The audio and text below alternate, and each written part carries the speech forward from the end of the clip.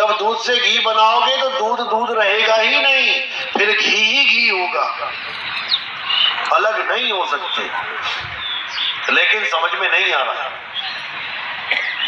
अब सबसे बड़ा जो भेद है वो ये है कि हमें परमात्मा का तब तक पता नहीं लग सकता जब तक हमारे जीवन में कोई गुरु ना आ जाए।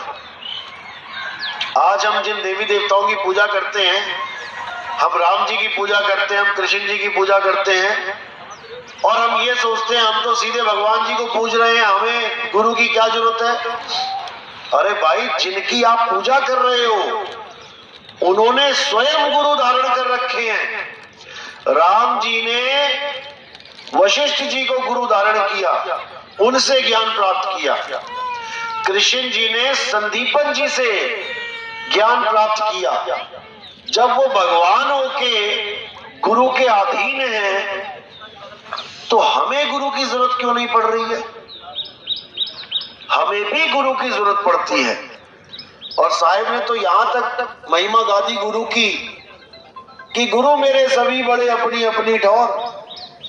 जिसको जैसा भी गुरु मिला है, धन भाग है उन जीवों के जिन्होंने गुरु धारण किया। चाहे शुरुआत अपनी गली के किसी नुक्कड़ वाले गुरु से क्यों ना की हो, जिसको कोई नहीं जानता, और भले धीरे धीरे करके आज उन गुरु की शरण में चले गए जिनको सारी दुनिया जानती है। धन भाग है वो पहला गुरु भी धन्य है और वो आखिरी गुरु भी धन्य है जो तुम्हें ज्ञान समझा रहा है। कुछ है उसके पास तभी तो वो दे रहा है। जो चीज तुम्हारे पास नहीं है वही तो तुम्हें दे रहा है, तभी तो तुम गुरु धारण कर रहे हो। यानी अपने हिस्से का ज्ञान वो तुम्हें बांट रहा है। उन गुरुओं को भी तुम नतमस्तक हो जाओ। लेकिन उनमें भेद भी बता दिया कि ऐसा नहीं कि आज तुमने कोई गुरु धारण कर लिया, पहला गुरु जीवन में जिसने तुम्हें मूर्ति पूजा या कोई मंत्र साधना दे दी, राम राम जपने को दे दिया, या किसी ने कान में फूंक मार दी, अब तुम कहो कि भाई मेरा तो यही पहला और यही आखिरी गुरु है। तो इसके लिए भी मना किया कबीर साहब ने। वो कहते हैं गुरु मेरे सभी बड़े अपनी अपनी ठौर, और शब्द विवेकी पारखी सो माथे का मोर। सारे गुरु मेरे लिए पूजनीय हैं क्योंकि कुछ ना कुछ हमें दे रहे हैं, लेकिन मैंने आगे से आगे बढ़ते जाना है। क्योंकि जो असली नाम है, असली गुरु का शब्द है, जब तक मुझे वो नहीं मिल गया तब तक मेरी ये यात्रा रुकनी नहीं चाहिए। अगर मेरी यात्रा पहले गुरु पे ही अटक गई कि गुरु बदलना तो पाप होता है, मैं नहीं बदलूंगा, तो समझ जाना कि तुम ज्ञान से नहीं एक चमड़ी से प्यार कर बैठे हो। एक चमड़ी को गुरु मान बैठे हो, शरीर को गुरु मान बैठे हो। शरीर गुरु नहीं होता, गुरु ज्ञान होता है। एबीसीडी पढ़ाने वाले कितने ही गुरु चले गए इस दुनिया से, आज भी वो ज्ञान बच्चों को दिया जा रहा है। तो ज्ञान कौन है? गुरु है कि शरीर है? ज्ञान ज्ञान है, गुरु ज्ञान है। शरीर कोई भी होए जो तुम्हें ज्ञान दे रहा है, आएगा जाएगा आएगा जाएगा, लेकिन ज्ञान अटल है। कोई भी गुरु आके ना तो 25 शब्द बना पाया अक्षर, और ना ही 27 बना पाया। अंग्रेजी के 26 के 26 हैं। तो इसी को समझना है। हम अटक जाते हैं देह में। हम किसी भी गुरु के पास जाते हैं, हम क्या सुन के जाते हैं? हम उसका ज्ञान सुन के जाते हैं। हम मैच करके जाते हैं, वेदों में पुराणों में क्या लिखा है और गुरुजी क्या बता रहे हैं, बिल्कुल सही है, हमें उस गुरु को धारण करना चाहिए। पहुंच गए गुरु के पास, नाम ले लिया, लेकिन जब उससे आगे का ज्ञान मिला तब हम अटक जाते हैं। नहीं नहीं नहीं, मैं गुरु नहीं त्यागूंगा। अब गुरु देह कैसे हो गई? पिछला गुरु छोड़ के, पिछले देवी देवता छोड़ के आप जब आगे बढ़े तब आपने एक बार भी नहीं सोचा कि मैं पिछले गुरु को छोड़ रहा हूं, मुझे पाप लगेगा, मैं गुरुद्रोही हो जाऊंगा। तब तो कभी ना सोचा। लेकिन अब अगर उस गुरु को छोड़ने की बारी आती है तो उन्हीं के जितने भी मेंबर हैं वो सब आपको गुरुद्रोही कह के भरमाना शुरू कर देते हैं। उनसे पूछो गुरुद्रोही तो मैं तब नहीं था क्या, जब पिछले गुरु को छोड़ के तुम्हारे पास आया, तब तो तुमने कहा ये पुण्यकर्मी जीव है। अब इस ज्ञान से आगे का ज्ञान जब मुझे मिल रहा है और मैं इस गुरु को छोड़ के आगे जा रहा हूं तो सब मुझे गुरुद्रोही कहने लग गए। ऐसा नहीं है, आप ज्ञान के पुजारी हैं। बचपन से लेके आज तक आप ज्ञान के ही पीछे चले हैं। ये गुरुओं के पीछे जो इतनी लंबी लंबी लाइनें दिखाई दे रही हैं, ये किसी शरीर के पीछे नहीं है, ये ज्ञान को सुन के वहां जुड़े हैं। और जो शरीर के पीछे जुड़ा है उसको भी पता ही नहीं है कि ज्ञान होता क्या। तो साहिब ने कहा देही को सतगुरु कहे और यह है धूधर ज्ञान, चार दाग आवे नहीं वाको सतगुरु जान। जो चार दाग से न्यारा है उसको सतगुरु जानो। चार दाग क्या है? वो चार दाग नहीं है कि अग्नि में जलाना, मिट्टी में गाड़ना, पानी में बहाना, हवा में लटकाना, ये चार दाग नहीं है। चार दाग हैं गर्भ में आना, पहला दाग भोजन करना, बच्चा पैदा होता है भोजन करता है, ये दूसरा दाग। कबीर साहब जब आए थे 12-15 दिन दूध नहीं पिया था, तब उनकी माँ को, जो मुंह बोली माँ थी, उनको चिंता हो गई कि कहीं ये बच्चा मर ना जाए। तो उनको तसल्ली देने के लिए एक कुंवारी गाय का दूध निकलवा के साहिब ने लीला करी पीने की। पिया नहीं था, उनको जरूरत नहीं है इसकी। तो दूसरा दाग है भोजन करना, क्योंकि भोजन किसका कर रहे हो? अरे जीवों का ही कर रहे हो। आलू प्याज दालें जीव है, इसमें जीव को ही खा रहा है, भक्षण कर रहा है, शरीर को खा रहा है, ये दूसरा दाग है। परमात्मा जब आता है वो ये दाग नहीं लगवाता, वो किसी जीव को नहीं भक्षण करता। तो पहला दाग गर्भ में आना, दूसरा दाग भोजन करना, तीसरा दाग काम वासना में लिप्त हो जाना, भोग विलास करना, और चौथा दाग मृत्यु को प्राप्त हो जाना, लाश छोड़ के जाना। ये चारों दाग से न्यारे केवल एक ही गुरु हैं और वो बंदी छोड़ कबीर साहब हैं। चार दाग से सतगुरु न्यारे अजरो अमर शरीर, और कोई काटे कोई अग्नि जरावे, ढूंढ न पायो शरीर जपो रे मन केवल नाम कबीर। अब कोई ऐसा गुरु आ जाए जो बिना गर्भ के आया है, कोई ऐसा गुरु हो जो कहे कि मैं लाश छोड़ के नहीं जाऊंगा, देख लेते हैं। ऐसा कोई गुरु नहीं है, केवल एक ही गुरु है, वो बंदी छोड़ कबीर है। लेकिन वो कभी भनक भी नहीं लगने देते किसी को कि मैं परमात्मा हूं। वो तो ऐसे दास बन के बैठ जाते हैं जैसे मुझसे भोला कोई है ही नहीं, और अपनी मशीन चलाते रहते हैं कपड़ा बुनने की खड्डी। तो इसी लीला को करते हुए कबीर साहब ने गुरु की महिमा भी गाई और गुरुओं को लताड़ा भी। जिस गुरु से भरम ना मिटे भ्रांति जीव की ना जाए, सो गुरु झूठा जान के त्यागत देर ना लगाए। गुरु को त्यागने की भी बात कर रहे हैं। आज सारे गुरु केवल महिमा गा रहे हैं। 1000 गुरु बैठा है तो 1000 गुरु क्या कह रहा है कि कबीर साहब कहते हैं गुरु बड़े गोविंद से मन में देख विचार। खुद को गोविंद से बड़ा बनाने में हर गुरु लगा है। लेकिन कबीर साहब ये भी कह रहे हैं जिस गुरु से भरम ना मिटे भ्रांति जीव की ना जाए, सो गुरु झूठा जान के त्यागत देर ना लगाए। ये क्यों नहीं बोलता कोई? ये कोई नहीं बोलेगा, क्योंकि ऐसा बोलने से सवाल जवाब निकलते हैं। खड़े हो जाएंगे शिष्य सवाल जवाब करने के लिए, परीक्षा लेने के लिए। लेकिन कोई गुरु नहीं चाहता कि मेरी परीक्षा हो। इसलिए ना तो कभी वो किसी को अपना फोन नंबर देता है कि कोई सवाल मुझसे पूछ लिया और मुझे जवाब ना आया और रिकॉर्डिंग वायरल हो गई तो लोग कहेंगे लो गुरु जी को ही नहीं पता। कोई गुरु आज तक किसी को नंबर नहीं दिया होगा। एक भी गुरु बता दो जिसने कभी नंबर दिया हो। जितने भी ये बड़े बड़े गुरु बैठे हैं, एक भी नंबर नहीं देता, एक भी सवाल जवाब सेशन नहीं चलवाता लाइव। सब रिकॉर्डिंग चलवाते हैं, जिसमें फंस जाते हैं वो रिकॉर्डिंग कट करवा देते हैं। आश्रमों के अंदर मोबाइल ले जाना अलाउड नहीं है। इन लोगों के यहाँ क्यों नहीं है? क्योंकि इनकी सारी बातें बाहर ना निकल आए। ऐसे डरे हुए हैं ये लोग, बाहर ही जमा करवा लेंगे सबके मोबाइल। और सतगुरु बने बैठे हैं, गोविंद से बड़े बने बैठे हैं।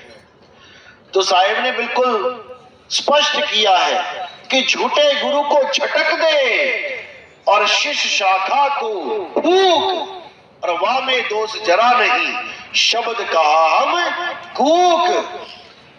कि जहां से तुम्हारे भरम नहीं टूटते हैं, तुम्हारे सवालों के जवाब नहीं मिलते हैं, उस गुरु को बंदगी नहीं करनी है, उसको छोड़ के आगे निकल जाओ। और क्या बोला कि जो गुरु गलत काम कर रहे हैं, ये सोच के कि मैं तो गुरु पद पे आ गया, मेरा हिसाब किताब तो यमराजा लेगा नहीं, मैं तो लोगों को ठेकेदार बन गया मुक्ति दिलवाने का, मैं जो मर्जी करूं, ऐसा भी नहीं है। साहिब कहते हैं झूठा गुरु अजगर बना और लख 84 जाए, और सारी संगत चींटी बनी तोड़ तोड़ के खाए। ये भी बाणियां साहिब की हैं, लेकिन ये कोई नहीं सुनाता, कोई भी नहीं बताएगा आपको, क्योंकि उन्होंने केवल गुरु की महिमा गवानी है। क्योंकि गुरु की महिमा मतलब अपनी महिमा, अपनी महिमा गवाना चाहते हैं सारे। सब कबीर बनना चाहते हैं, सब परमात्मा बनना चाहते हैं। ग्रंथ देखो, डायरेक्ट इनडायरेक्ट कहीं ना कहीं लिखा जरूर होगा कि जो गुरु जी गद्दी पे बैठे हैं यही परमात्मा हैं। किसी भी ग्रंथ को उठा के देख लो, किसी भी गुरु के, कहीं ना कहीं खुद को परमात्मा सिद्ध किया जा रहा है। लेकिन साहिब क्या कह रहे हैं? साहिब कह रहे हैं कबीरा स्वामी कोई नहीं, और स्वामी सिरजनहार, और स्वामी बन के जो फिरे तो घड़ी पड़ेगी मार। आज जितने भी स्वामी बन के घूम रहे थे कि हम कबीर का अवतार हैं, हम कृष्ण जी का अवतार हैं, हम राम जी का अवतार हैं, ये सब जेलों में बैठे हैं। घड़ी मार पड़ रही है इनको, 50-50 वकील कर लिए, जमानत नहीं मिल रही इन लोगों को, क्योंकि स्वामी कोई नहीं है, स्वामी सिरजनहार है। और वो स्वामी कहां बैठा है? उस स्वामी के रहने का स्थान समझ लो कहां है। वो स्वामी हमारी आत्मा में विराजमान है। घी कहां रहता है? क्या घी पेड़ पे लगता है? क्या घी जमीन खोदोगे तो मिलेगा? क्या घी जंगलों में है? घी कहां पे है? दूध में घी छुपा है। जैसे दूध में घी छुपा है, ऐसे ही परमात्मा हमारी आत्मा में छुपा है। इसको ग्रंथ साहब में बोला गया कि आत्म माही राम, और राम में ही आत्म, चीनस गुरमुख विचारे। कि परमात्मा हमारी आत्मा से जुड़ा नहीं है भाई। खुद को खोजो तो खुदा मिलेगा, खुद को पाओ तो परमात्मा मिलेगा, लेकिन हमें खुद का ही आभास नहीं हो रहा कि मैं हूं क्या, क्योंकि हम अपने आप को शरीर मान बैठे हैं। जब तक हम अपने आप को ये शरीर माने बैठे हैं, तब तक हमें केवल मिट्टी का आभास होगा। देखो छू के देखो, आप क्या है? मिट्टी है। मिट्टी को एक चमड़ी का रूप दे दिया है। यही चमड़ी तुम दबा दो 10 दिन, मिट्टी में मिट्टी मिल जाएगी। जब लाश दबा देते हैं नमक डाल के, तो मिट्टी मिट्टी में मिल जाती है, केवल हड्डी का ढांचा मिलता है। 1 साल बाद लाश कहां गई? मिट्टी कहां गई? चमड़ी कहां गई? मिट्टी में मिल गई। अब हम अपने आप को मिट्टी मान बैठे कि मैं तो आदमी हूं, मैं तो औरत हूं। अब आदमी और औरत क्या है? केवल मिट्टी है, कपड़े हैं ये किसके? जीवात्मा के। गीता में बताया गया ना, हे अर्जुन, तू और मैं शरीर नहीं है, तुम और मैं आत्मा हैं। शरीरों का तो जन्म होता है, शरीरों की मृत्यु हो जाती है, लेकिन ऐसा कोई समय नहीं था। अध्याय दूसरे की बात चल रही है ये। ऐसा कोई समय नहीं था जब मैं, तुम या ये राजा महाराजा नहीं थे, और ऐसा कोई समय नहीं आएगा जब तू, मैं और ये राजा महाराजा नहीं होंगे। तो कौन से स्वरूप की बात हो रही है यहां पे? आत्म स्वरूप की। क्योंकि देह स्वरूप तो आएगा और जाएगा। सतयुग में युधिष्ठिर नहीं था, सतयुग में शकुनी मामा नहीं था, सतयुग में द्रोणाचार्य नहीं था, त्रेता में कृष्ण जी नहीं थे, और द्वापर में हरिश्चंद्र जैसे नहीं थे, क्योंकि वो सतयुग में हुए। तो ये कौन से स्वरूप की बात चल रही है? जो सदा था, सदा है, सदा रहेगा। ये आत्म स्वरूप की बात है, जो हमारा निज स्वरूप है। लेकिन हम आत्मा को ना जानने के कारण हम अपने आप को आदमी और औरत मान बैठे। अभी कहूंगा भाई आदमी लोग हाथ खड़ा करो तो सारे आदमी हाथ खड़ा करेंगे, और कहूंगा औरतें हाथ खड़ा करो तो सारी औरतें हाथ खड़ा करेंगी। क्योंकि हमने अपने आपस में भेद प्रकट कर दिया है कि मैं आदमी हूं, ये औरत है। तात्विक रूप से देखो कि जो मेरे अंदर तत्व है वही औरत के अंदर भी है। 5 तत्वों से शरीर बनाए, आसमान यानी आकाश, वायु, अग्नि, जल, पृथ्वी मेरे अंदर विराजमान है। तो क्या औरत के अंदर नहीं है? आकाश आकाश एक सा, वायु वायु एक सी, जल जल एक सा, अग्नि अग्नि एक सी, धरती धरती एक सी। अलग कैसे कर दिया? अलग कैसे कर दिया? केवल जो डिजाइन बना दिया है, आदमी का अलग डिजाइन, औरतों का अलग डिजाइन। जैसे कपड़े लेने जाते हैं हम लोग, आदमी की जीन्स की डिजाइन अलग, लड़कियों की जीन्स का डिजाइन अलग, आदमियों की जैकेट अलग, औरतों की जैकेट अलग, आदमी का चश्मा अलग, औरतों का चश्मा अलग, जेंट्स का पर्स अलग, लेडीज का पर्स अलग। कपड़ा वही, सामान वही, लेकिन डिजाइन अलग कर दिया। केवल डिजाइन की वजह से हम अपने आप को आदमी और उनको औरत समझ रहे हैं। अब ये कपड़े कहां मिलते हैं? पहनने वाले कपड़े मिलते हैं दुकान में, जाओ मार्केट में। और ये चमड़ी वाला कपड़ा कहां मिलता है? अलग अलग। ये कौन सी दुकान में मिलता है? आदमी और औरत रूपी चमड़ा शरीर कहां मिलता है? ये मां के गर्भ में मिलता है।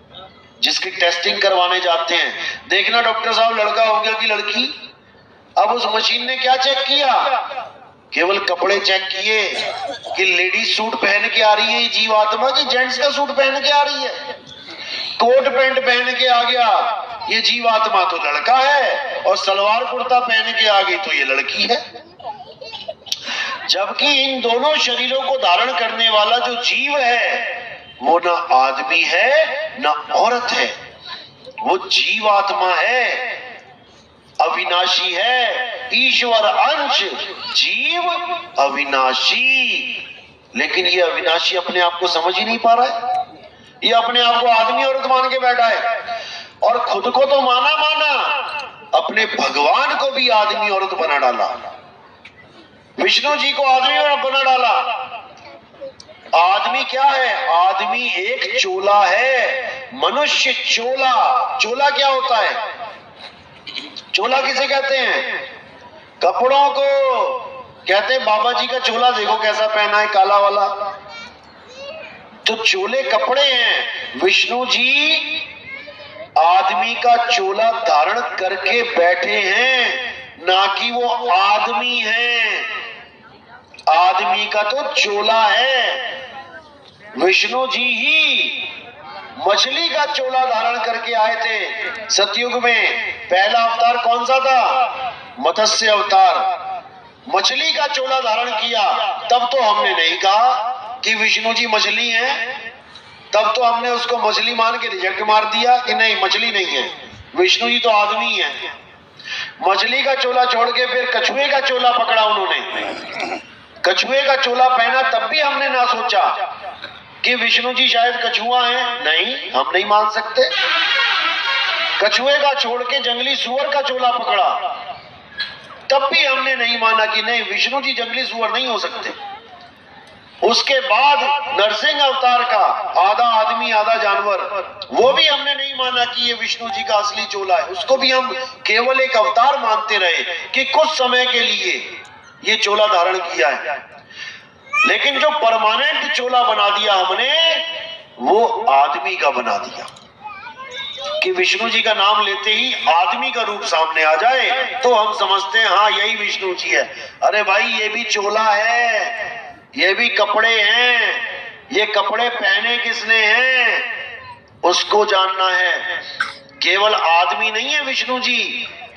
जब देवताओं ने समुद्र मंथन किया और उसमें से अमृत को निकाला गया, और जब राक्षस ने अमृत पीना चाहा तो कौन सा अवतार लिया वहां पे? क्या बन के दिखाया? स्त्री बन गए। एक औरत का रूप लेके उन्होंने सुदर्शन चक्र से गला काट दिया। तो कोई ना बोले कि विष्णु जी औरत हैं।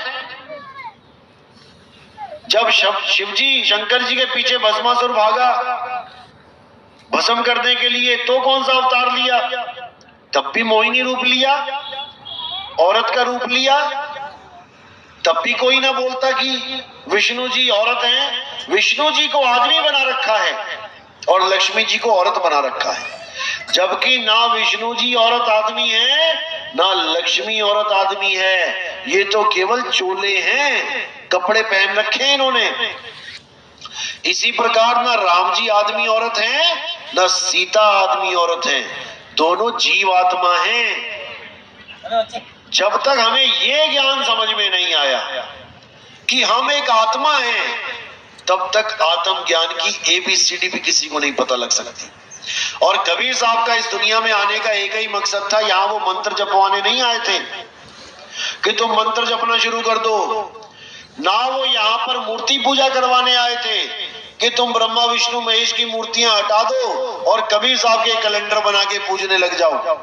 ये भी काम नहीं करवाया कबीर साहब ने कभी।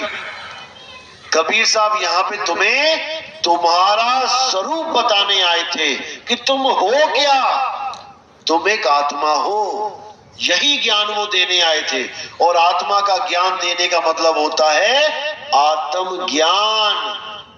इसलिए साहिब ने बोला कि आत्म ज्ञान बिना नर भटके, कभी काबा कभी काशी। उन्होंने ये नहीं बोला कि मंत्र ज्ञान बिना नर भटके या तीर्थ ज्ञान बिना नर भटके। ये काम नहीं था कबीर साहब का। वो तो तंत्र मंत्र के खिलाफ थे। अरे तंत्र मंत्र सब झूठ है, इनमें ना उलझे कोई, और सार शब्द जाने बिना कागा हंस ना होए। सार शब्द जाने बिना कागा हंस ना होए, ये स्वरूप ज्ञान है। क्योंकि कागा को हंसा बनाना है, यानी स्वरूप को बदलना है। कैसे बदलेंगे? अभी ये जीव रूप में कागा बना बैठा है, दुनिया भर के विकार लेके बैठा है, कौवा बना बैठा है। और जब ये बंदगी करके जीव से पीव अवस्था में आएगा, तब ये हंस बन जाएगा। इसी को साहिब ने बोला कि कोटि तो ब्रह्मा भये और कोटि भये ईश, साहिब तेरी बंदगी से जीव होए जगदीश। तो जब ये जगदीश रूप में आ जाएगा, यानी अब अपने निज ज्ञान में, निज नाम में आ जाएगा, आत्म ज्ञान में आ जाएगा, अब ये विकारों से दूर हो जाएगा, तब जाके ये हंसा बनेगा। जब तक इसे सतनाम नहीं मिलेगा, ये हंसा बन ही नहीं सकता। सतनाम कोई मंत्र नहीं है कि आज सतनाम के नाम पे कोई ओम सोम जपवा रहा है, कोई कह रहा है सोहम सोम जप लो सतनाम है, कोई सतनाम सतनाम ही जपवाई जा रहा है। सतनाम, ये सतनाम नहीं है। कबीर साहब क्या कहते हैं? अरे सतनाम कोई नाम नहीं, यह है आपन रूप, और जो जाने इस भेद को पावे आप स्वरूप। सतनाम तुम्हारा स्वरूप है, सतनाम तुम्हारा निज नाम है। अरे तीन गुणों की भक्ति में भूल पड़ा संसार, कहे कबीर निज नाम बिन कैसे लागे पार। मैं अपने नाम के बिना पार नहीं हो सकता। निज नाम मेरा नाम। तुम्हें खुद को जानना पड़ेगा पहले कि तुम क्या हो। तुम ये शरीर नहीं हो, शरीर तो छोड़ के जाना है एक दिन। किसी की मां मर गई, लाश पड़ी हुई है, फिर भी वो कह रही है मां मुझे छोड़ के चली गई। चली कहां गई है? पड़ी तो है मां। इसी को आज तक मामा मामा कर रहे थे, मेरी माँ की आंखें, मेरी माँ के कान, मेरी माँ के बाल। ये लाश पड़ी है, अब कह रहे माँ मुझे छोड़ के चली गई। तो जो गया, क्या उसको देखा कि वो कौन था? जो चला गया उसके स्वरूप को जानते हो वो क्या था? कोई नहीं जानता।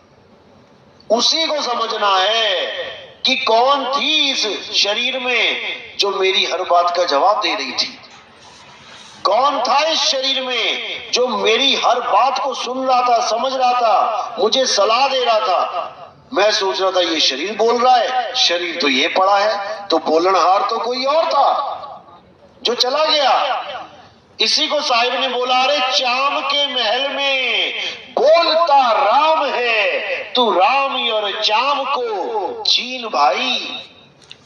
इस चाम में ही राम बोलता है, लेकिन वो राम कैसा है, कैसे मिलेगा, ये जानने के लिए हमें भेदी सतगुरु की आवश्यकता पड़ती है। जपी तपी सन्यासी की नहीं। हम गलती से जपी तपी सन्यासियों को गुरु मान बैठे हैं, जबकि ये गुरु नहीं है। जपी क्या करेगा? खुद भी नाम जपता है, तुम्हें भी जपवा देगा। तो साहिब कह रहे हैं नाम है जप में सारा ज्ञान फेल। तपी क्या करेगा? खुद भी एक टांग पे खड़ा है, तुम्हें भी एक टांग पे खड़ा करवा देगा। जाओ बेटा शरीर को कष्ट दो, तब परमात्मा मिलेगा। और गीता क्या कहती है कि जो व्रत तक करते हैं, व्रत को खंडन कर रखा है, वो भी राक्षस जोनी के लोग हैं जो गलती से इंसान चोले में आ गए। व्रत का भी खंडन कर रखा है गीता में कि जो अपने शरीर को कष्ट देते हैं वो परमात्मा के प्यारे नहीं हो सकते। तो यहां तक बोल दिया। तो जपी तपी और सन्यासी, इन तीनों को गुरु मानने वाले जितने भी शिष्य हैं, ये कभी परमात्मा को प्राप्त नहीं कर सकते। हाँ, ये जरूर बन जाएंगे जपी तपी सन्यासी। कोई हाथ में माला लेके घूम रहा है, 108 मंत्र पूरे कर लूं, इतनी माला फेर लूं। और साहिब क्या कह रहे हैं? अरे माला तो कर में फिरे और जीव फिरे मुख माही और मनवा दसहु दिसी फिरे, ये तो सिमरन नहीं। तो कहां चली गई तुम्हारी माला? जो कबीर साहब ने मना किया, इन नकली कबीर पंथियों ने वही चीज पकड़ा दी। साहिब कह रहे हैं मोको कहां ढूंढे रे बंदे, मैं तो तेरे पास में। और ये नकली कबीर पंथी कहते हैं कि वो सतलोक में बैठा है, 16 संख्य योजन दूर बैठा है। और साहिब चीख चीख के कह रहे हैं मैं तो तेरे पास में हूं। अब इनसे पूछो भैया पास कौन सी जगह है, तो कभी ना बता पाएंगे ये लोग, क्योंकि इनको पास का पता ही नहीं है कि पास होता क्या है। कितनी पास है परमात्मा? अरे ज्यों तिलमाही तेल है और ज्यों चकमक में आग, तेरा साईं तुझ में है, जाग सके तो जाग। अब बताओ कौन से सतलोक में कुर्सी लगा के बैठा है वो? सतलोक का मतलब होता है हमारा निज स्वरूप, आत्म स्वरूप, जो सत्य है, जिसका कभी कोई नाश नहीं कर सकता। गीता में भी बताया गया, लेकिन इनको मोतिया बिंदु हुआ पड़ा है, इनको दिखता ही नहीं है।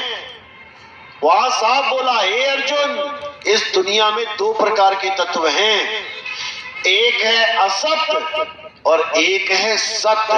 असत तो सब शरीरों को जानो, जो आते हैं जाते हैं, बनते हैं बिगड़ते हैं, लेकिन जो सत्य है वो कभी आता जाता नहीं है, वो बनता बिगड़ता नहीं है।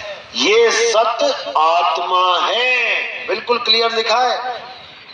और ये सत्य जो है अचल है, ये चलता नहीं है। अध्याय 2 24वां श्लोक, हे अर्जुन आत्मा अचल है, जीव को आत्मा मत मान लेना गलती से। जीव आत्मा अलग है, वो चलता है, लेकिन आत्मदेव वो कभी नहीं चलता। लोगों को समझ में नहीं आ रहा, गीता पढ़ने वालों को, कि वहां पर जीव अलग है और आत्मा अलग है, दोनों को एक ही बना के बैठे हुए हैं, इसीलिए नहीं समझ पाते। तो साफ बोला है कि आत्मा अचल है और ये जीव वहां तक कैसे जाए? विहंगम चाल से जाएगा। गरीबदास जी कहते हैं, और आप लोग सुनते भी होंगे, सतगुरु के लक्षण कहूं अचल विहंगम चाल, और हम अमरापुर ले गए ज्ञान शब्द सरघाल। कि जब मुझे गुरु मिला, सतगुरु मिला, तो उसके लक्षण बताता हूं मैं तुम्हें क्या होते हैं। वो ये नहीं होता कि पहले गुदा चक्र से शुरुआत करी, फिर स्वाद चक्र में लेके आया, फिर नाभि तक लेके आया, फिर हृदय में लेके गया। ये लक्षण नहीं है कि ऐसा गुरु मिल गया पहले नाभि में चलना है, नाभि से अकल कला में लेके जाएगा, त्रिकुटी से 4 उंगल ऊपर, फिर और आगे लेके जाएगा। ये वो नहीं है, ये सब भरमजाल वाले हैं। क्योंकि वहां पर केवल और केवल विहंगम चाल से जाया जा सकता है, यानी निराधार भक्ति। संतों सार शब्द निराधारा, जो सार शब्द है यानी जो परमात्मा है वो निराधार है, वो किसी के आधार पे नहीं है। जैसे आपकी छत दीवारों के आधार पे है, दीवारें हटा दो छत गिर पड़ेगी। ऐसे नहीं है वो कि पौड़ी पौड़ी पौड़ी चढ़ के तुम आसमान पे इस पे चढ़ जाओ छत पे। वहां तो विहंगम चाल से जाते हैं, पक्षी की तरह। पक्षी कभी किसी का सहारा लेके नहीं जाता, वो सीधा विहंगम चाल पकड़ता है। इसी को साहिब ने बोला है कि बहुत से गुरु मिलेंगे तुम्हें जगत में, कोई नाभि पे ध्यान लगवा के कहेगा कि यहां से तुम्हारी शुरुआत होगी, धीरे धीरे करके आगे बढ़ोगे। कोई गुदा चक्कर से स्टार्ट कर देगा, मूल चक्कर से, गणेश जी के स्थान से। कोई कहीं से स्टार्ट कर देगा। बिल्कुल नहीं, ये लक्षण सतगुरु का है ही नहीं, ये चाल सतगुरु की है ही नहीं। सतगुरु की चाल क्या है? शब्द विहंगम चाल हमारी, कहे कबीर सतगुर दैतारी। अरे खुले कपाट शब्द झनकारी, पिंड यंड के पार सो देश हमारा है, कर नैनो दीदार महल में प्यारा है। अगर विहंगम चाल वाला गुरु मिल गया तब तो समझो कल्याण हो गया। नहीं तो ये गुरु ऐसे मिलेंगे जो तुम्हें आधार वाली भक्ति करवा देंगे और तुम इसी काल जाल में रह जाओगे, बचने वाले नहीं हो। क्योंकि निराधार भक्ति केवल और केवल कबीर साहब की देन है। नहीं तो आज तक यही कुछ करते आ रहे थे सारे जोगी जप्पी तप्पी सन्यासी। तो इसीलिए कबीर साहब कह रहे हैं कि 3 गुणों की भक्ति में भूल पड़ा संसार, और कहे कबीर निज नाम बिन कैसे लागू पार। निज नाम, तुम्हें अपने आप को जानना है पहले, किसी लोक में नहीं जाना। साहिब कह रहे ना कहीं आना ना कहीं जाना, आपे में आप समाना, तुम्हें खुद में समाना है। सतलोक, अलखलोक, अगमलोक, अनामी लोक, ये पर्यायवाची शब्द हैं। अकल कला जैसे बोला जाता है, अकल कला, अखंड शब्द, अनाम, ये सब पर्यायवाची शब्द हैं। एक महात्मा अकल कला को पता नहीं कौन सी कला बना दी उसने, कहता है एक कमल खिला हुआ उसको अकल कला कहते हैं। अरे शब्दार्थ देखो, अकल का शब्द अर्थ देखो क्या लिखा है। जब हम डिक्शनरी में अकल का मतलब खोजते हैं तो वहां पर आ जाता है अखंडित। अकल का मतलब होता है अखंडित, जो कभी खंडे ही ना हो। और उसको कमल बना के पेश कर दिया एक महात्मा ने यूट्यूब पे। तो फिर तो 2 अखंडित हो गए, एक तो परमात्मा अखंडित, एक सार शब्द अखंडित और एक अकल कला अखंडित। 2 छोड़ो 3 हो गए फिर तो। क्योंकि इन लोगों को समझ में ही नहीं आ रहा है कि करना क्या है। इसी दुविधा में ये जीव 84 में चले जाते हैं। लेकिन आने वाले सत्संगों में इसका पूरा खुलासा करेंगे। तो साहिब कह रहे हैं ये अलख, अगम, अनामी ये सब पर्यायवाची हैं, सत्य के ही पर्यायवाची हैं। सत्य लोक यानी ऐसा लोक जो सत्य है, जिसका नाश नहीं होता। अलख, उस लोक को कोई लख नहीं सकता, इन आंखों से नहीं लखा जा सकता। अगम, उस लोक तक कोई पहुंच नहीं सकता, इन पैरों से नहीं पहुंच सकते। अनाम यानी उसका कोई नाम नहीं है, वो लिखा नहीं जा सकता। अलेख, वो 52 अक्षरों से परे है। निअक्षर, तो ये सारे पर्यायवाची नाम है। साहिब ने बोला बिन पांव का पंथ है और बिन बस्ती का देश। बिना पांव का पंथ है यानी पैरों से चल के नहीं जा सकते, वहां पे विहंगम चाल से जाएंगे। बिन बस्ती का देश, ऐसा नहीं है कि वहां कोई बस्ती है कि हमारे वहां पे घर है, मकान है, हम जैसे यहाँ पे मकान बना के रहते हैं हम वहां पर भी रहेंगे। एक महाराज जी कहते हैं हमारे क्वार्टर है वहां पे खाली पड़े हुए हैं, तुम लोग यहाँ रहने आ गए। चलो वहां पर सोने की सड़कें हैं, हीरे जवाहरात पन्ने हैं, हर घर के आगे एक यान खड़ा है, वायुयान। यहाँ तो चलाना साइकिल ना आती हमें और वहां वायुयान चलाएंगे जाके। ऐसा भरमा दिया हम लोगों को केवल वाणियां पढ़ पढ़ के। वाणियां कहती कुछ हैं और उसका अर्थ कुछ होता है। दो प्रकार के अर्थ निकलते हैं, एक तो शब्दार्थ होता है जो शब्द का अर्थ, और एक भावार्थ होता है कि उस वाणी का भाव क्या है। शब्दार्थ में उलझ गए सारे, क्योंकि उस भाव तक पहुंच ही नहीं पा रहे हैं। बिना अनुभव के उस भाव तक कोई पहुंच ही नहीं सकता। इसीलिए कबीर साहब ने हर चीज का निबेड़ा कर रखा है, एक सुई जितनी भी कसर नहीं छोड़ी उन्होंने अपनी वाणियों में। परमात्मा के 16 पुत्र बताए, बिल्कुल सटीक बताए, लेकिन अज्ञानी जीव समझ ही नहीं पाया। उनको आदमी बना के बैठ गया कि काल भगवान ने कुरुम का सिर फोड़ दिया। बच्चे थे क्या? बच्चे हैं जो लड़ते हैं आपस में, सिर फोड़ दिया। और अविनाशी परमात्मा अविनाशी तत्वों का बनाए अपने बच्चों को। जो सिर ही फूट गया तो अविनाशी तत्व कहां से रहा वो? अभी तो मिट्टी भी नहीं बनी, अभी तो 5 तत्व का शरीर भी नहीं बना, पहले ही फोड़ा फाड़ी चालू हो गई। तो उस अविनाशी तत्व का हम क्या करेंगे जिसका शरीर फट जाए? ये कौन सी कहानी सुना रहा हूं मैं, पता है ना? किस किस को पता, हाथ खड़े करो। हाँ, ये वो कहानी सुना रहा हूं मैं जिसको कुरुम बना दिया इन्होंने आदमी, जबकि कुरुम नाम होता है संस्कृत में कछुए का। विष्णु जी का दूसरा अवतार कुरुम अवतार है। कबीर साहब ने पहला पुत्र कुरुम क्यों बताया? क्योंकि कुरुम के पास एक गुण होता है, कछुए के पास एक गुण है। क्या गुण है कछुए के पास? कछुए के पास सिमटने का गुण है और फैलने का गुण है, यानी विस्तार भी कर सकता है और अपने आप को सिमटा भी सकता है। ये सूरत का गुण है हमारा, ये गुण है। सूरत कितनी भी विस्तार कर सकती है। मैं अकेला था, आज देखो कितना विस्तार हो गया। कोई बच्चा पैदा हुआ अकेला था, धीरे धीरे बड़ा हुआ, शादी हो गई, 1 से 2 हो गए, 2 से कहीं मुसलमान है तो 12 बच्चे कर दिए, हिंदू है तो 2 बच्चे कर लिए, विस्तार हो गया। उन 2 बच्चों से और 10 बच्चे हो गए, 10 के और 10, पूरा गांव बस गया। ये विस्तार है, ये सूरत का विस्तार है। चाहे तो वो एक झोपड़ी में खुश रहे, चाहे तो हर शहर में एक बंगला बना दे। आपका घर अपने शहर में होगा, लेकिन इन बाबों का घर हर शहर में है, हर शहर में सत्संग घर बना रखा है। ये विस्तार है, जितना मर्जी विस्तार करो, जितना मर्जी सिकुड़ जाओ। तो पहला गुण परमात्मा ने कौन सा है? पहला पुत्र कुरुम। कुरुम के बाद ही सारे हैं, और देखो गुण है ये कोई पुत्र नहीं है।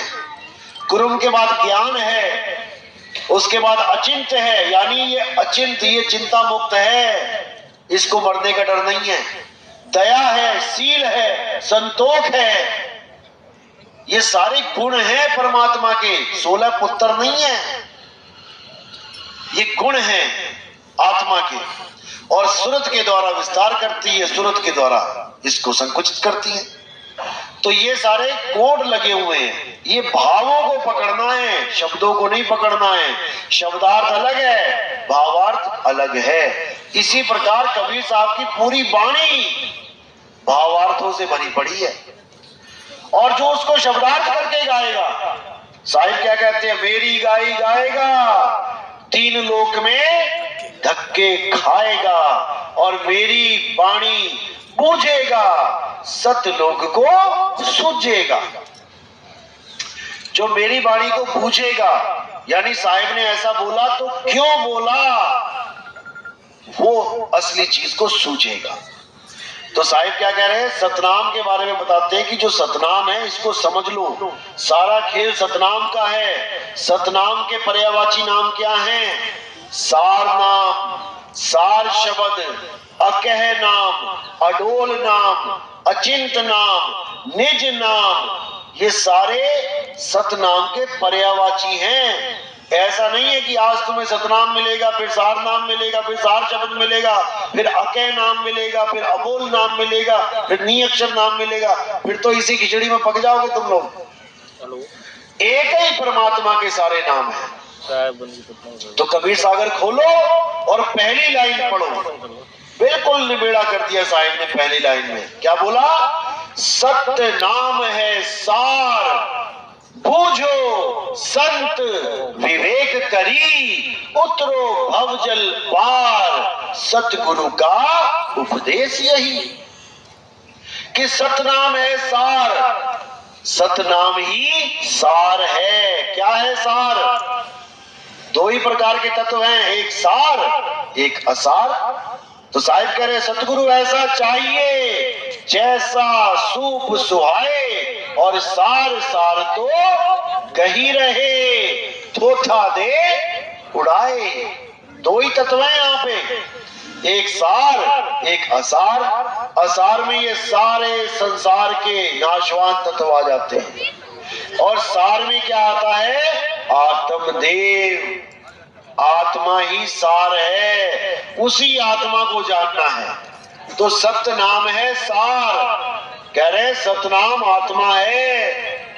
बूझो संत विवेक करी, विवेक लगाओ और बूझो कि क्या है अविनाशी, पूरे संसार में अविनाशी है क्या। जब बूझ लोगे तो समझ में आ जाएगा कि आत्मा ही अविनाशी है, वही सार है। सत्य नाम है सार, बूझो संत विवेक करी, उतरो भवजल पार। केवल आत्मा को बूझने से ही भवजल पार उतर जाओगे। भवजल क्या है? ये काया ही भवजल है, ये है भवजल। भवजल में उल्टा लटकते हैं ना, तो ये तत्व तत्व में उल्टा लटकता है। भवजल में गोते खाने का मतलब यही होता है, पैर ऊपर सिर नीचे नीचे, यही है भवजल। साधु सिद्ध त्रिदेव आदि सब इन पांच नामों में अटके, मुद्रा साध रहे घट भीतर, फिर औंधे मुंह लटके, यही है भवजल। लेकिन किसी को समझ में नहीं आ रहा। भवजल से पार तब होंगे जब काया से न्यारा नाम मिल जाएगा, जब देह से न्यारा ज्ञान मिल जाएगा। देही ज्ञान सब जगत बखाने, विदेही ज्ञान कोई बिरला जाने। क्या है विदेह? विदेह है आत्मा, देह का विलोम अर्थ है विदेह। जैसे देश का विलोम अर्थ है विदेश, लेकिन अज्ञानी जीवों ने विदेह का अर्थ क्या कर दिया? विशेष देह। बताओ विशेष कौन सी देह आ गई भाई? देह तो देह है, विदेह का मतलब होता है आत्मा। जैसे जनक विदेही, जनक जी की स्टोरी पढ़ो, उनको विदेही क्यों बोला गया? क्योंकि उन्होंने ये माना कि हम शरीर नहीं, हम आत्मा हैं, इसलिए उनको विदेही बोला गया। और इसी प्रकार इस देही से जुड़े सारे नाम, इस देही से उत्पन्न सारे नाम देही नाम कहलाते हैं, देही शब्द कहलाते हैं। लेकिन आत्मा रूपी जो शब्द है वो विदेह कहलाता है। जिसको साहिब ने कहा शब्द शब्द सब कोई कहे, हर गुरु आज कह रहा है हमसे शब्द ले लो, हमसे शब्द ले लो। और दे क्या रहे हैं? ये काया से पैदा होने वाले शब्द, इस मुंह से निकलने वाले शब्द। अगर किसी गुरु की जुबान काट दी जाए तो उसका सारा धंधा चौपट हो जाएगा। ना बेचारा कुछ बोल पाएगा, शब्द दे पाएगा, ना चेला ले पाएगा। अब गूंगा तुम्हें शब्द क्या देगा? करेगा क्या? जानोगे क्या बोल दिया उसने? ये जितने गुरु तुम्हें शब्द दे रहे हैं इस जीव की वजह से। तो साहिब क्या कह रहे हैं? अरे 52 अक्षर जीव आधारा, आदि अक्षर जीव ब्यासे न्यारा, वाही को सत सिमरन कहिए, सिमर सिमर नर उतरो पारा। कर दिया नहीं बेड़ा कि 52 अक्षरों को जोड़ जोड़ के जो शब्द देते हैं वो जीव का खेल है। जीव के अलावा बताओ तुम्हारे पास कौन सा शब्द है? तो साहिब कह रहे हैं होठ कंठ लागे नहीं, जीवा नहीं उच्चार, और गुप्त वस्तु जो लखे सो निज हंस हमार। एक बहरा भी तुम्हें भूली हुई वस्तु की तरफ इशारा कर सकता है। तुम्हारा पर्स गिर गया बस में, तुम ढूंढ रहे हो कहाँ है, सामने गूंगा बैठा है, वो इशारा कर देगा नीचे देख, उंगली का इशारा देखती तुम्हें ज्ञान हो जाएगा बिना बोले, क्योंकि वहां पे वस्तु का खेल है सारा। हमारी वस्तु खोई हुई है, कोई नाम मंत्र नहीं खो गए, भूल गए तुम कोई मंत्र। वस्तु कहीं ढूंढे कहीं कैसे लागे हाथ, और गुप्त वस्तु तब मिले भेदी लीजे साथ। भेदी लीना साथ में दीनी वस्तु लखाए। अरे कोटि जन्म का पंथ था, पल में पहुंचा जाए। उस वस्तु का लखाव कराने वाला गुरु हमें मिल गया तो समझो पल में पता लग जाएगा कि परमात्मा है कहाँ, जो हमारे पास है। लेकिन वो है कहाँ? काया में नहीं है, नहीं प्राण में। लोग प्राणों में ढूंढ रहे हैं परमात्मा को कि श्वासों में परमात्मा छुपा हुआ है। अरे नहीं प्राण में, नहीं पिंड में, इस काया में भी नहीं है। इस काया में तो जीव है जिसके कारण ये काया चल रही है, परमात्मा की वजह से नहीं, जीव की वजह से। करे नहीं प्राण में, नहीं पिंड में, और ना ब्रह्मांड आकाश में। कई लोग आकाश में दिखा देते हैं परमात्मा को, दो हाथ खोल खोल के, एक हाथ ऊपर किया एक नीचे किया, बीच में गैप दिखा दिया, वैक्यूम, उसी को कह दिया यही परमात्मा है। और लाखों करोड़ों लोग मान के भी बैठ गए कि यही परमात्मा है। हैरानी होती है। तो साहिब कह रहे हैं नहीं प्राण में, नहीं पिंड में, ना ब्रह्मांड आकाश में, और खोजी होए तुरंत मिल जाऊं एक पल की तलाश में। कहे कबीर सुनो भाई साधो, मैं तो हूं विश्वास में। यानी गुरु के द्वारा जब तुमने पूरा ज्ञान समझ लिया, वाणियों से मैच करा लिया कि हमारा रास्ता सही है कि नहीं, उसके बाद तुमने कुछ विचार नहीं करना है। रास्ता सही है, मंजिल मिलेगी, आज नहीं तो कल मिलेगी, बस तुम लगातार चलते चले जाओ। 50 लीटर दूध उबालना हो, आज गैस जलाई तुमने तो क्या 2 मिनट में उबल जाएगा? कितनी देर तुम्हें बैठना पड़ेगा, बैठे बैठे बोर भी हो जाओगी, कहूं झपकी भी लग जाए, सो ही जाओ दूध गर्म करती करती। लेकिन वो गर्म हो रहा है, तुम्हें उबलता हुआ नहीं दिखाई देगा, वो हो रहा है। और जब वो उबाला आएगा तो एकदम ही आएगा। देखा होगा आपने, कितनी देर बैठे रहो दूध उबालने में, तब नहीं उबलेगा। अब जरा सी घंटी आई मोबाइल की, जैसी लेने गए इतने में सारा काम हो गया। ये इतनी देर बैठी नहीं तब तो उबला नहीं, और 2 मिनट में उबल गया। ऐसी परमात्मा की भक्ति है। लोहा गर्म हो रहा है। जो लोग ये सोचते हैं जी 2 साल हो गए नाम लिए, कुछ हो तो रहा नहीं है, अरे भैया हो रहा है, तुझे नहीं पता लग रहा। ये लोहा गर्म हो रहा है, और जब ये पूरा गर्म होगा तो एक ही घन पड़ेगा और आकार बदल जाएगा। एक ही घन पड़ेगा और अवस्था बदल जाएगी। लेकिन तुम कहो अरे कुछ नहीं हो रहा, छोड़ो इसको, कहीं और ढूंढूं, तो ये लोहा कभी ना गर्म होने वाला। लोहे को लगातार आग में रखना पड़ता है। ऐसा नहीं कि थोड़ा सा यहां डाला फिर निकाल लिया, फिर दूसरी आग में डाला फिर निकाल लिया, ऐसे तो हो चुका लोहा गर्म। कुआं खोदते हो तो लगातार एक ही जगह खोदना पड़ता है। ऐसा नहीं 10 फुट खोदा, रहे यहां तो पानी है नहीं, चल 10 फुट और खोद लेता हूं, कहीं और खोदा फिर वहां पानी नहीं मिलेगा, 10-10 फुट खोद के सारी दुनिया खोद दोगे तो वो पानी मिलने वाला नहीं है। लगातार खुदाई चले। मैं कहता हूं कब तक चले? आखिरी सांस तक चले। आखिरी सांस तक अगर खुदाई करने की हिम्मत है एक ही जगह पे, तब तो इस पंथ में आना, वरना ये जल्दबाजी वालों का काम नहीं है, क्योंकि जल्दबाजी का काम शैतान का, भूल जाना इस बात को। तो कह रहे राम नाम रटते रहो, कब तक? जब तक घट में प्राण है। हिम्मत है, हिम्मत हाँ जी। आखिरी दम तक परमात्मा पे विश्वास करने का अगर है तब तो आना भैया, वरना बदनामी मत कराना कि हम भी नितिन दास के पास गए थे, 2 साल बाद अब भी गुरु ढूंढते फिर रहे हैं, हमें तो कुछ हुआ ही नहीं। ऐसे बंदे नहीं चाहिए हमें। कह रहे राम नाम रटते रहो जब लग घट में प्राण, और कब हो दीन दयाल के भनक पड़ेगी कान। क्या बहरा है क्या वो? क्या बहरा है जो आज नहीं सुन पा रहा है कल ही सुनेगा? वो भी परीक्षा लेता है भाई तुम्हारी कि देखे तो सही कुछ विवेक बुद्धि है कि नहीं। जो रास्ता बड़े बड़े सिद्धों को नहीं मिला तुम्हें मिला, अब देखे कदर है कि नहीं। कदर देखता है वो। बेकदरी में हीरा भी कहां समझ के चला जाता है। जब बच्चे के हाथ में हीरा दे दो, वो भी देखता है कि मैंने किसके हाथ में ये पंथ पकड़ा दिया है, देखूं बच्चा है कि बड़ा है, विवेकी है। जो बच्चा होता है वो डामाडोल हो जाता है, क्योंकि उसको विश्वास ही नहीं है परमात्मा पे।